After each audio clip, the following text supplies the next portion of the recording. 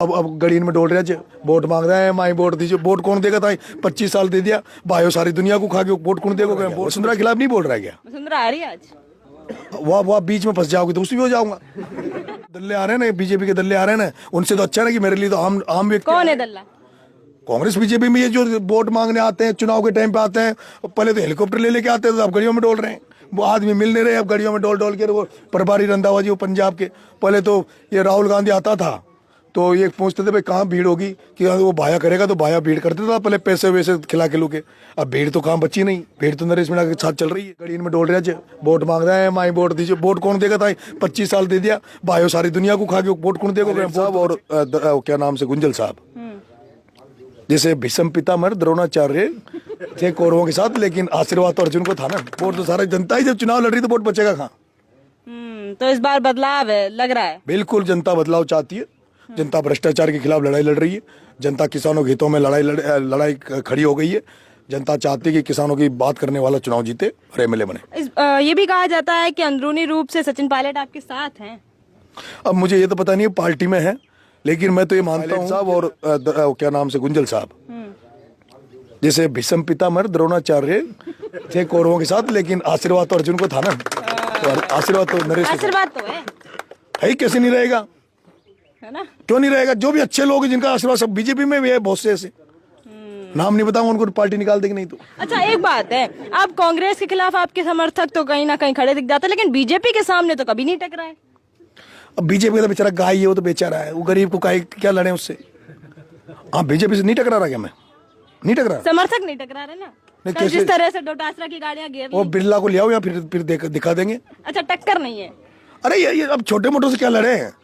अभी बिरला है तब उसको बताएंगे भाई चुनाव हो रहा है। वसुंधरा खिलाफ नहीं बोल रहा है क्या? वसुंधरा आ रही है आज?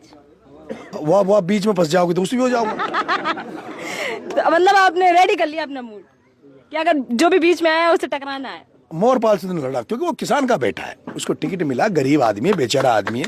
और मैं तो यहाँ हाड़ौती में किसानों को तो जगा रहा हूँ। आज वो चुनाव लड़ रहा है, मैं तो उसको 2 दिन बाद में जब चुनाव खत्म हो जाएंगे उसको हम तो गले लगाएंगे। मैं देवली उनियारा चुनाव लड़ा, वहाँ मैं बीजेपी के खिलाफ था, लेकिन राजेंद्र जी गुजर चुनाव लड़े मेरे खिलाफ। मैंने एक शब्द राजेंद्र जी के खिलाफ नहीं बोला, क्योंकि देखो मैं सामाजिक सौहार्द बनाना चाहता हूँ।